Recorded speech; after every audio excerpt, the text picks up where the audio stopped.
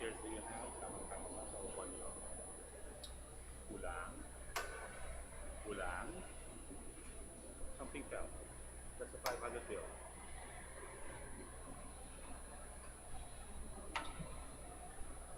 Okay.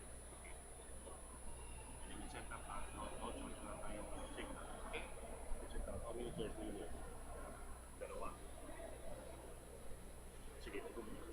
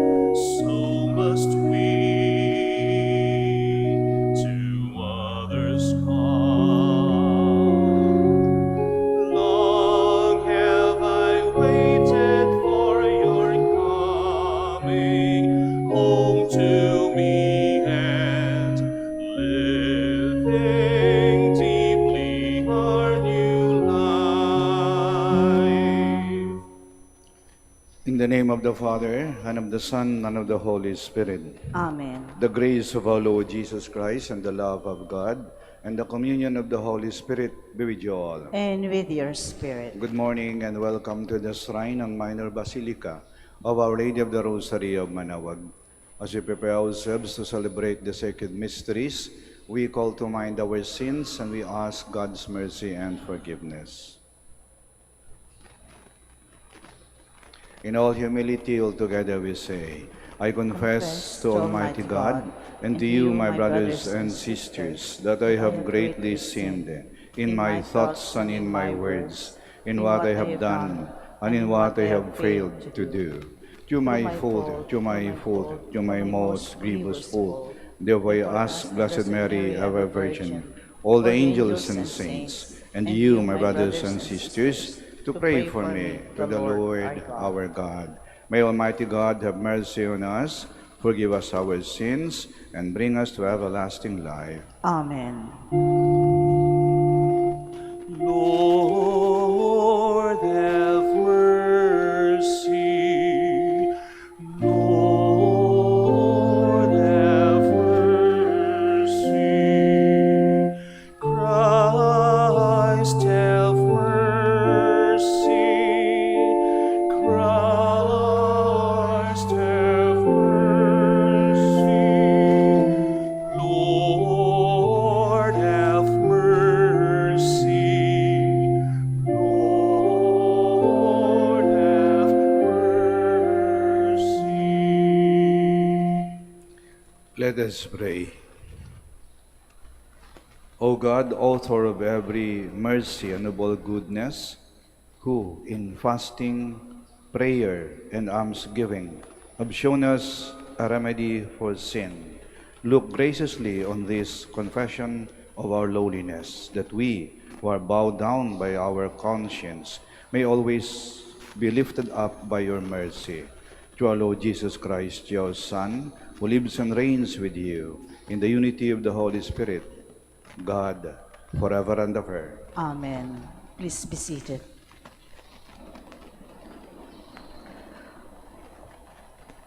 A reading from the book of Exodus. In those days, in their thirst for water, the people grumbled against Moses, saying, "Why did you ever make us leave Egypt? Was it just to have us die here of thirst with our children and our livestock?" So Moses cried out to the Lord, "What shall I do with these people? A little more, and they will stone me." The Lord answered Moses, "Go over there in front of the people, along with some of the elders of Israel, holding in your hand as you go the staff with which you struck the river. I will be standing there in front of you on the rock of Horeb. Strike the rock, and the water will flow from it for the people to drink." This Moses did in the presence of the elders of Israel. The place was called Massah and Meribah, because the Israelites quarreled there and tested the Lord, saying, "Is the Lord in our midst or not?" The word of the Lord. Thanks be to God.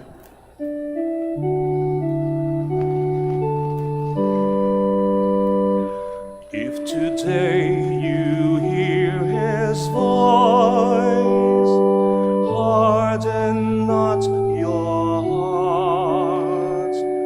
If today you hear his voice, harden not your hearts.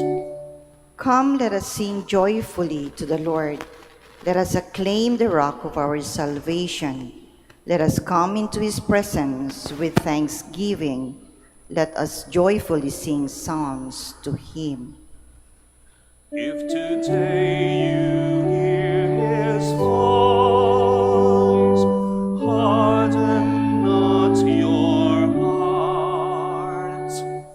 Come, let us bow down in worship.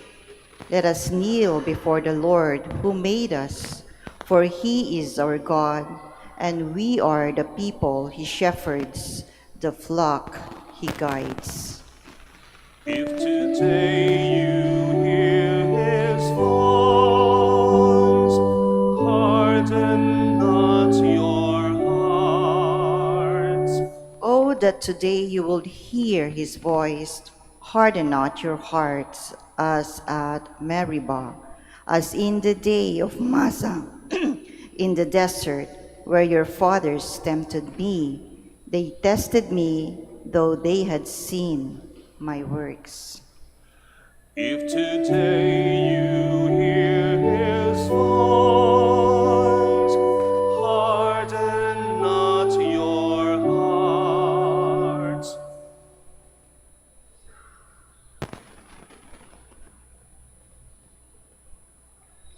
A reading from the letter of St. Paul to the Romans. Brothers and sisters, since we have been justified by faith, we have peace with God through our Lord Jesus Christ, through whom we have gained access by faith to this grace in which we stand, and we boast in hope of the glory of God. And hope does not disappoint, because the love of God has been poured out into our hearts through the Holy Spirit who has been given to us. For Christ, while we were still helpless, died at the appointed time for the ungodly. Indeed, only with difficulty does one die for a just person, though perhaps for a good person one might even find courage to die.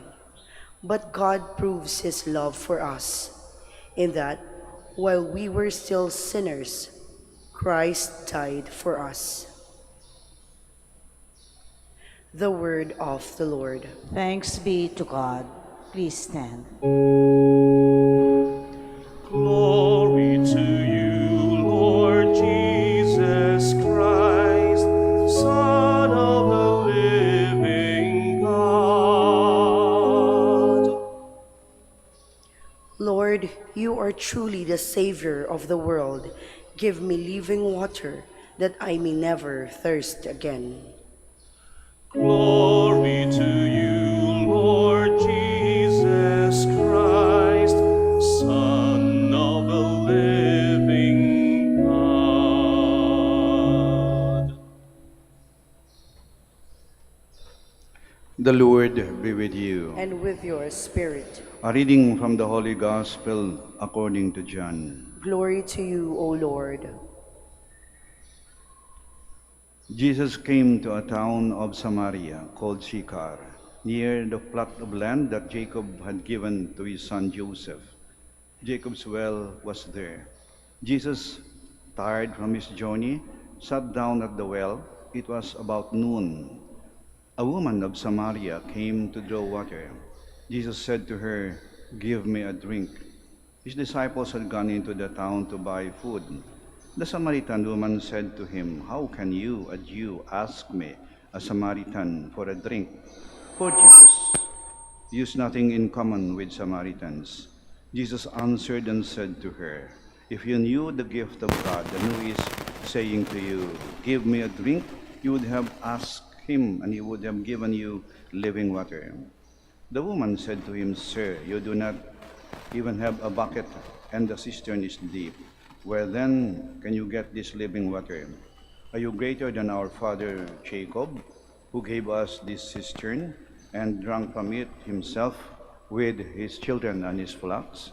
And Jesus answered and said to her, "Everyone who drinks this water will be thirsty again, but whoever drinks the water I shall give will never thirst.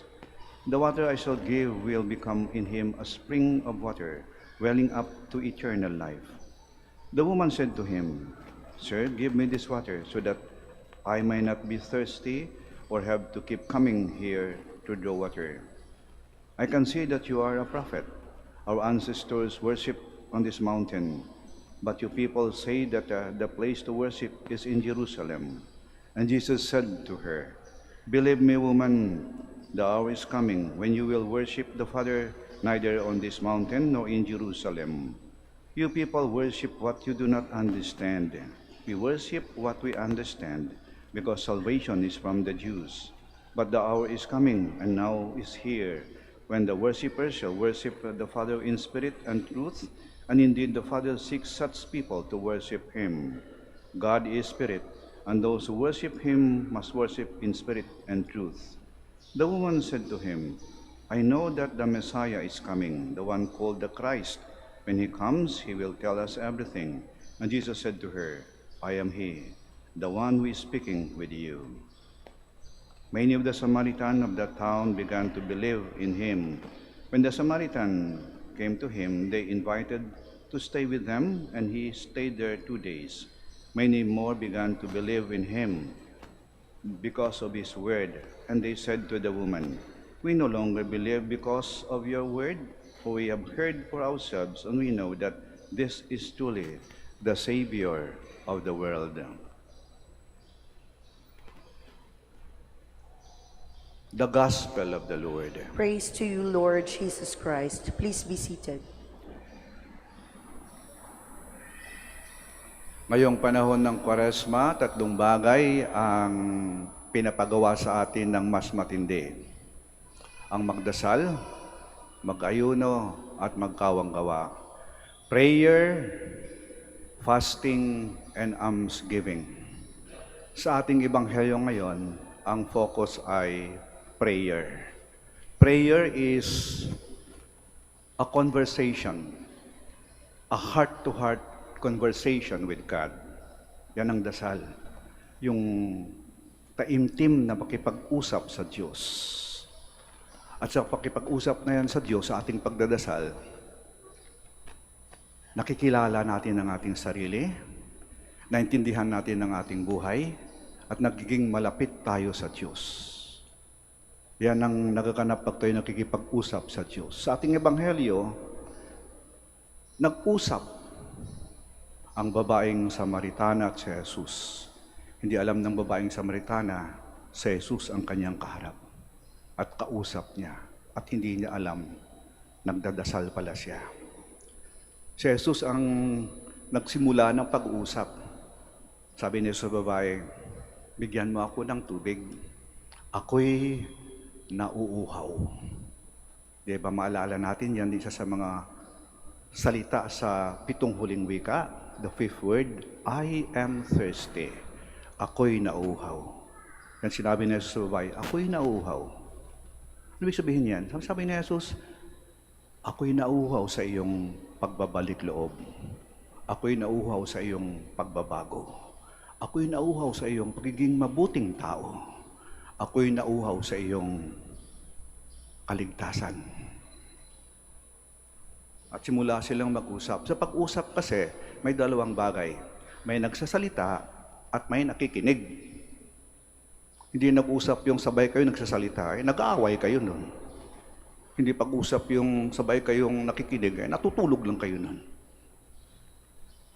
Sa pag-usap, dapat may nagsasalita at may nakikinig. At sa pag-usap ni Jesus ng babae, nangyari yon. Nagdasal kasi una, nagsalita ang babae at nakinig si Jesus. Nagkwento yung babae. Dami siyang tanong. Di ba tayo yung pag nagdadasal, nagsasalita tayo, at nakikinig ang Diyos. Kinukwento natin ang ating buhay. Panginoon, itong nangyayari sa akin ngayon, no? Hirap ako, kinakabahan ako. Panginoon, tulungan mo naman ako. Pagalingin mo ako sa aking sakit. Panginoon, sana maayos ng gulo sa pamilya namin. Panginoon, sana makaahon naman kami sa hirap. Panginoon, sana magkasundo na kami, ang kaaway ko. Mag-ayos na kami. Panginoon, sana magkaroon ng kapayapaan sa mundo, matapos na itong gerang to. Panginoon, sana mabawasan na yung mga koruptiyo sa ating bansa. Panginoon, sana mabawasan yung mga bastos sa ating bansa. Nagsasalita tayo. at nakikinig ang Diyos. Unang bahagi pa lang yan ha. Tayo nagsasalita at siguradong nakikinig ang Diyos.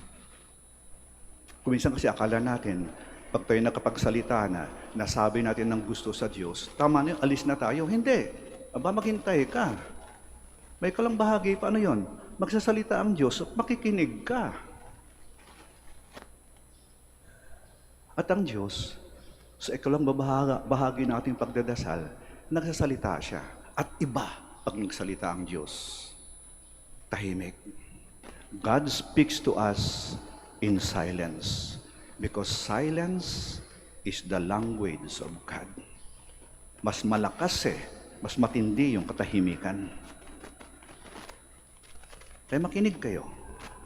Nagsasalita ang Diyos. Tumahimik kayo. Anong binubulong niya? Anong sinasabi niya? Ako'y natutuwa na pumunta ka ng Manaoag. Ikaw pumasok ng simbahan. Alam ko malayo pang pinanggalingan mo. Mahabang biyahe ninyo, maaaring pagod ka. Pero I'm happy that you are here. Anak, yung mga mabubuting bagay na ginawa mo, pagpatuloy mo yan, ha? Yung pagtulong mo, yung pag-alaga mo ng may sakit, yung pagiging mabuting tao mo, ipagpatuloy mo yan. Pero anak, makinig ka, ha? Ayusin mo naman yung buhay mo. Alam mong mali, hinto mo na, ha? Alam mo hindi tama yan, tigilan mo na, ha? Alam mo may masasaktan, wag mo nang tutuloy yan, ha? Ayusin mong buhay mo.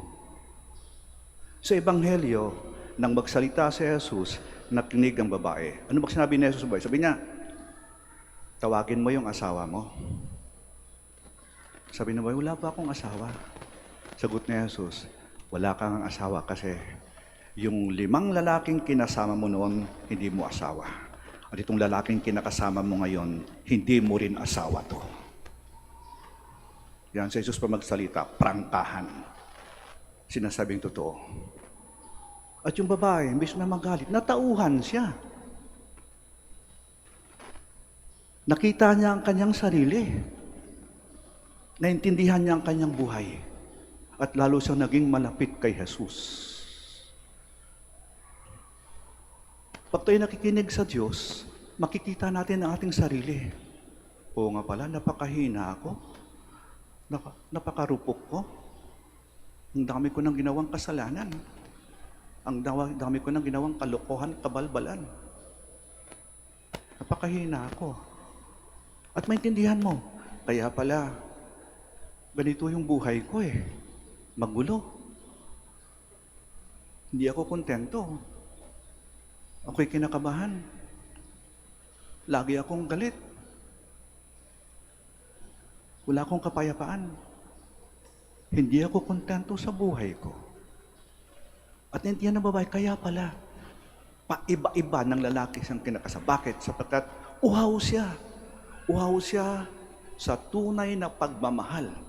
At hindi niya tatagpuan sa piling ng iba't ibang lalaki. Naintindihan niya na, matatagpuan ko lamang to sa piling ng Diyos na siyang makapagbigay sa akin ng tunay na kaligayahan at kapayapaan. Yan ang pagdadasal. Nakikita natin ang ating sarili. Naintindihan natin ang ating buhay.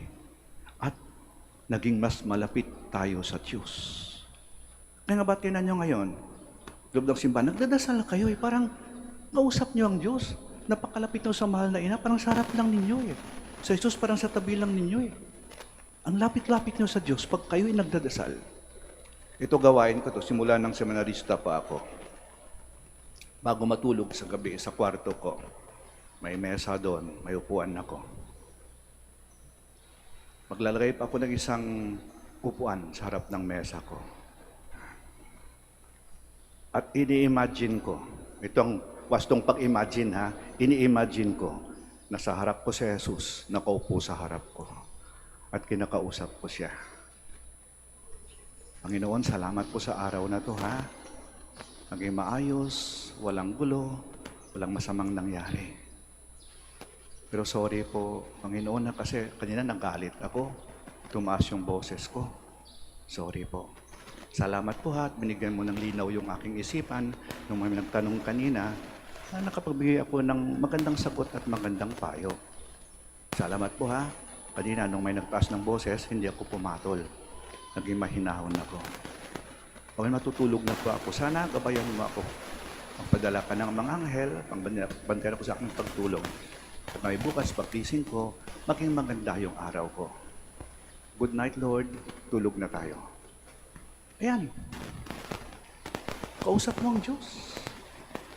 Kahit saan pwede mo itong gawin. Prayer is the awareness that God is always present in us. Kahit sa mga sandaling ito. At pwede natin siyang kausapin at nakikinig siya sa atin. Sa ating pagpatuloy nitong banal na misa. Ngayong panahon ng Kwaresma, hindi lang Kwaresma, sa buong buhay natin. Lagi natin gawin taimtim ang ating dasal. Ang ating pakipag-usap sa Diyos nang sa ganon, makilala natin ang ating sarili. Maintindihan natin ang kaganapan sa ating buhay. At lalo tayong maging malapit sa Diyos. Sitayo po tayo. Let us profess our faith. I believe in God, the Father Almighty, creator of heaven and earth, and in Jesus Christ, His only Son, our Lord, was conceived by the Holy Spirit, born of the Virgin Mary, suffered under Pontius Pilate, was crucified, died, and was buried. He descended into hell. On the third day, He rose again from the dead. He ascended into heaven, and is seated at the right hand of God the Father Almighty. From there He will come to judge the living and the dead. I believe in the Holy Spirit, the Holy Catholic Church, the communion of saints, the forgiveness of sins, the resurrection of the body, and life everlasting. Amen. My dear brothers and sisters, the Lord is truly our Savior. Let us then ask the Father to give us the living water, that we may never thirst again. As we say, Father, quench our thirst with living water. Father, quench our thirst with living water. Help our church leaders become channels of your living water in their ministry and service to the flock under their care, we pray. Father, quench our thirst with living water. Quench the inner longings of our national and local leaders, that they may become honest, selfless, and compassionate in both their public and private life, we pray. Father, quench our thirst with living water. May all families draw life and love from the Holy Spirit, the source of living water, so that parents, siblings, and kin may become means of your forgiveness and reconciliation. We pray. Father, quench our thirst with living water. May those who seek happiness and fulfillment in the pleasures of the world offers realize that only in you will their hearts find rest. We pray. Father, quench our thirst with living water. Give us rain to make our lands fertile and support our communities with steady supply of water we need, especially in dry season. We pray. Father, quench our thirst with living water. Welcome our departed loved ones to eternal life, where there is no more hunger nor thirst, and Lazarus is poor no longer. We pray. Father, quench our thirst with the living water. Let us pray for the urgent concerns of our community and our personal intentions.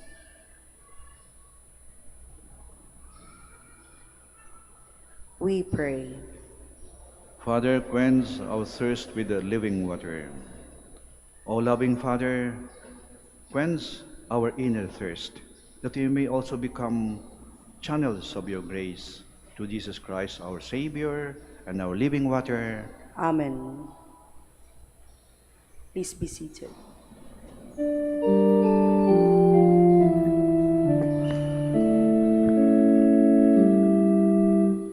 Kunin mo, Diyos, at tanggapin mo ang alak at tinapay na handog ng pag-ibig sa kisag naming bayan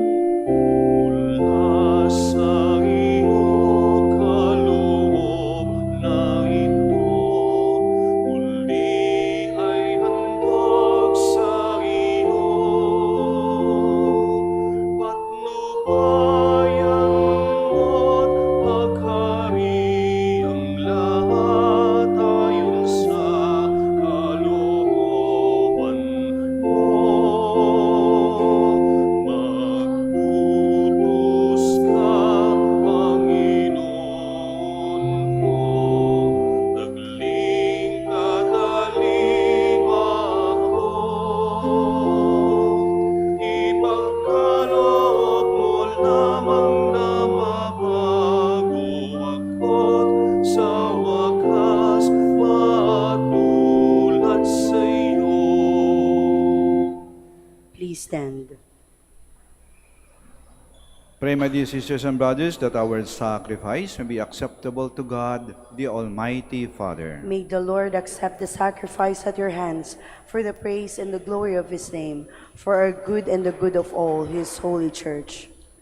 Be pleased, O Lord, with these offerings, and grant that we, who beseech pardon for our sins, may take care to forgive our neighbors. Through Christ our Lord. Amen. The Lord be with you. And with your spirit, Lift up your hearts. we lift them up to the Lord. Let us give thanks to the Lord our God. It is right and just. It is truly right and just, our duty and our salvation, always and everywhere to give you thanks, Lord, Holy Father, Almighty and eternal God, through Christ our Lord. For when he asked the Samaritan woman for water to drink, he had already created the gift of faith within her, and so ardently did he thirst for her faith that he kindled in her the fire of divine love. And so we too give you thanks, and with the angels praise your mighty deeds as we acclaim.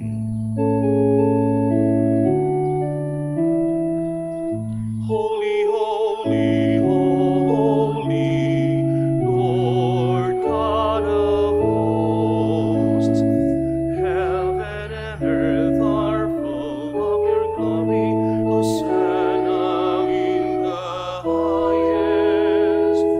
Blessed is he who comes in the name of the Lord. Hosanna, Hosanna in the highest. Please kneel. You are indeed holy, O Lord, the fount of all holiness. Make holy, therefore, these gifts, we pray, by sending down your Spirit upon them like the dewfall, so that they may become for us the body and blood of our Lord Jesus Christ. At the time he was betrayed and entered willingly into his passion, he took bread, and giving thanks, broke it, and gave it to his disciples, saying, "Take this, all of you, and eat of it, for this is my body, which will be given up for you."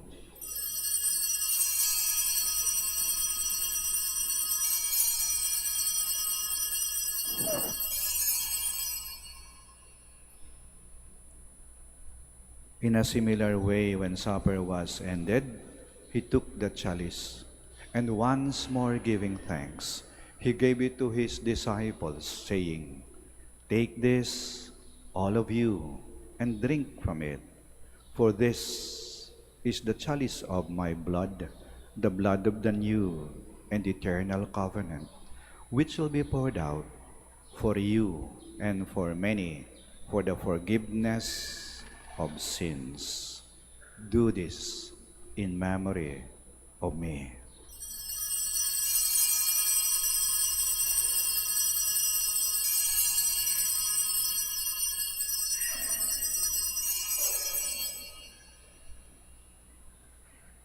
The mystery of faith.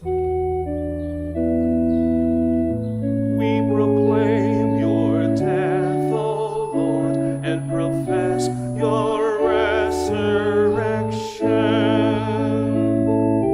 until you come again. Therefore, as we celebrate the memorial of his death and resurrection, we offer you, Lord, the bread of life and the chalice of salvation, giving thanks that you beheld us worthy to be in your presence and minister to you. Humbly we pray that partaking of the body and blood of Christ, we may be gathered into one by the Holy Spirit. Remember, Lord, your church spread throughout the world, and bring her to the fullness of charity, together with Leo our Pope, Socrates our Bishop, and all the clergy. Remember also our brothers and sisters who have fallen asleep in the hope of the resurrection, and all who have died in your mercy. Welcome them into the light of your face. Have mercy on us all, we pray, that with the Blessed Virgin Mary, Mother of God, with Blessed Joseph, her spouse, with the blessed apostles, and all the saints who have pleased you throughout the ages, we may merit to be co-heirs to eternal life, and may praise and glorify you to your Son, Jesus Christ. Through him, and with him, and in him, O God, Almighty Father, in the unity of the Holy Spirit, all glory and honor is yours, forever and ever.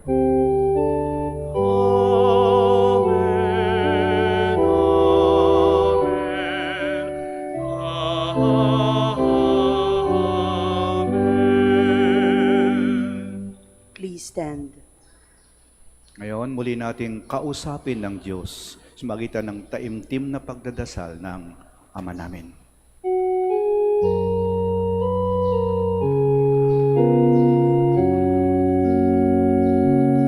Ama namin, sumasalangit ka, sambahin ang ngalan mo, mapasamin ang gawain mo, sundin ang loob mo dito sa lupa para nang sa langit.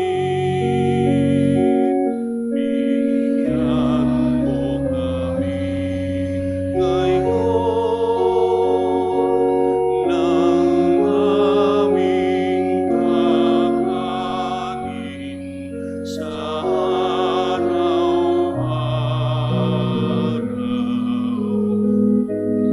At patawarin mo kami sa aming mga sala, para ng pagpapatawad namin sa nagkakasala sa amin. At huwag mo kaming ipahintulot sa tukso, at iadya mo kami sa lahat ng masama. Deliver us, Lord, we pray, from every evil. Graciously grant peace in our days, that by the help of your mercy, we may be always free from sin and safe from all distress, as we await the blessed hope and the coming of our Savior, Jesus Christ. For the kingdom, the power, and the glory are yours, now and forever. Lord Jesus Christ, who said to your apostles, "Peace I leave you, my peace I give you," do not look on our sins, but on the faith of your church, and graciously grant her peace and unity, in accordance with your will, who live and reign forever and ever. Amen. The peace of the Lord be with you always. And with your spirit. We offer each other the sign of peace. Peace be with you. Peace be with you. Peace be with you.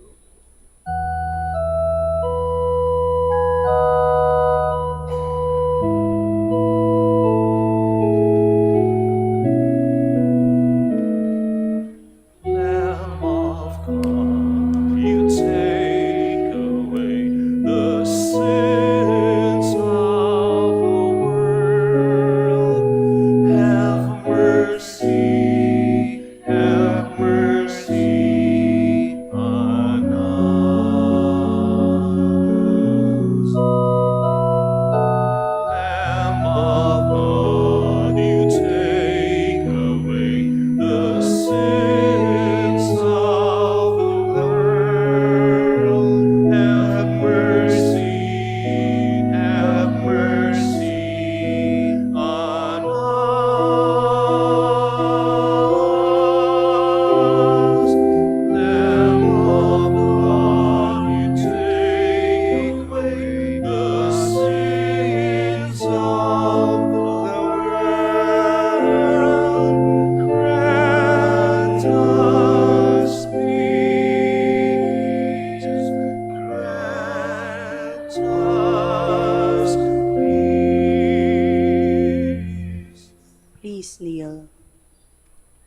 Behold Jesus Christ, the Lamb of God, who takes away the sins of the world.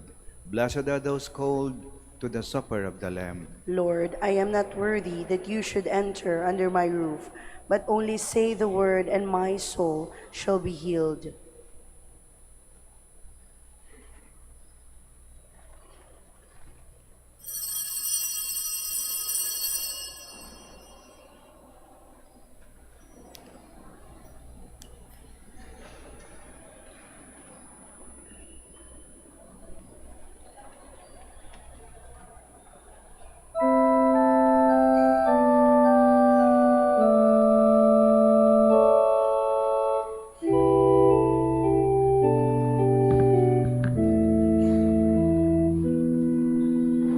Tubig ng buhay, paglalakbay, patungo sa bagong buhay.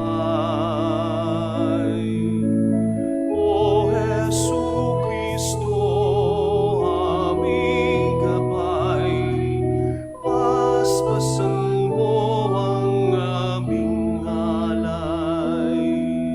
Ukal ng liwanag, nagbibigay ilaw sa mga bulag. Kami lumalapit sa iyong batis upang makakita. Tubig ng buhay, paglalakbay, patungo sa bagong buhay. O Jesu Kristo, aming gabay, paspasan mo ang aming alay. Bukal ng pag-ibig, nagbibigay kulay sa buong daigdig.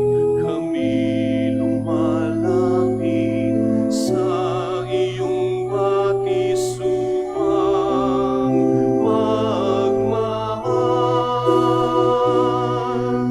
Tubig ng buhay, paglalakbay, patungo sa bagong buhay. O Jesu Kristo, aming gabay, paspasan mo ang aming alay.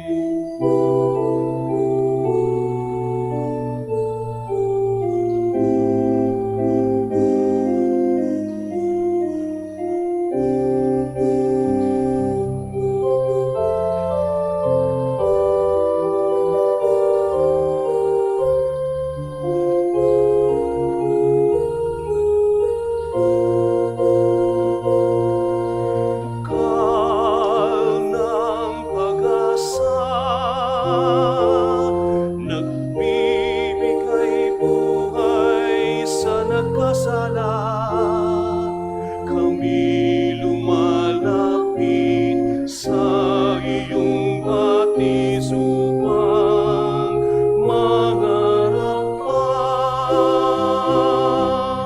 Tubig ng buhay, paglalakbay, patungo sa bagong buhay.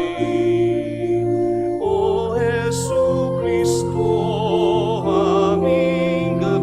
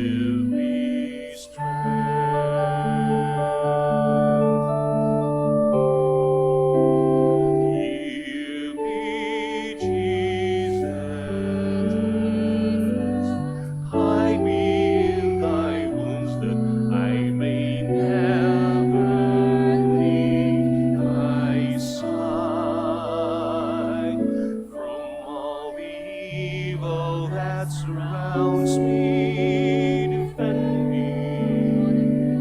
And when the call of death arrives, bid me come to thee, that I may praise thee with thy saints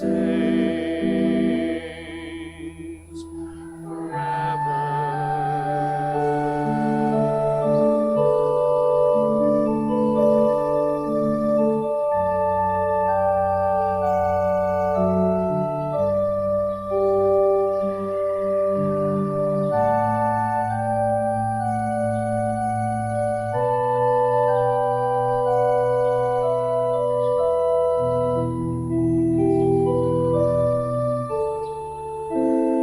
Heal me, Jesus.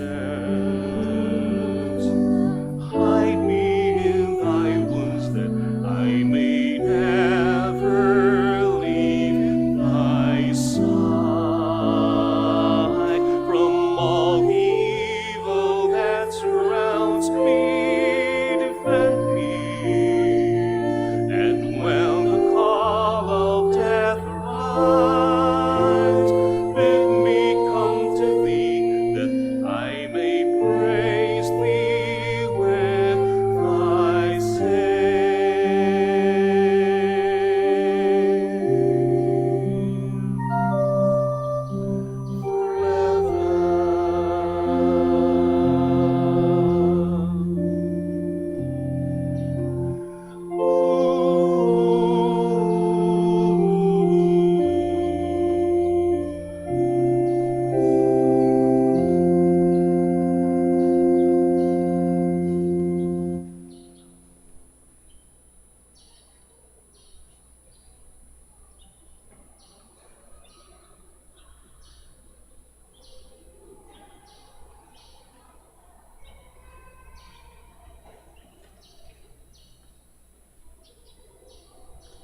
Please stand. Let us pray.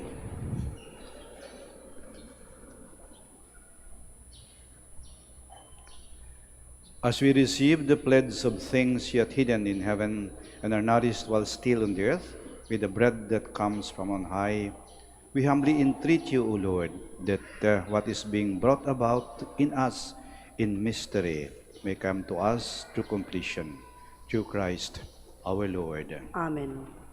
Please all kneel for the prayer for the celebration of the centennial coronation of Our Lady of the Rosary of Manaoag. Join me in praying. Almighty and loving God, we offer you our praise and gratitude as we celebrate the centennial anniversary of the canonical coronation of Our Lady of the Rosary of Manaoag. A century ago, she was canonically crowned in recognition of her unwavering maternal care and intercession, reminding us of her steadfast love and protection for all whom she calls and for all who call upon her.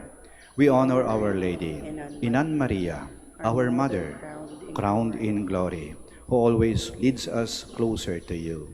Her unwavering faith encourages us to trust in your divine providence, and her profound humility calls us to walk the path of holiness in the footsteps of your only begotten Son and our beloved Son, Jesus, our Savior. On this sacred occasion, we pray for the grace to embrace her virtues, to find her guidance as a beacon of light in moments of trial, and to strengthen our devotion to her by nurturing profound hope as we journey together in faith. May this celebration deepen our bond as a people whom we have called in this blessed place of Manaoag, and renew our commitment to serve you and our neighbors with love and compassion. Through the intercession of Our Lady of the Rosary of Manaoag, the beloved protectress and patroness of the province of Pangasinan, may our lives be filled with your blessings, and may we always glorify you in our words and actions. We ask this in the name of your Son, Jesus Christ, who lives and reigns with you in the Holy Spirit, God, forever and ever. Amen. Our Lady of the Rosary of Manaoag, Pray for us. Please be seated for some announcement. Dear devotees, the 100th canonical coronation anniversary of Our Lady of the Rosary of Manaoag will be on April 22, 2026, Wednesday.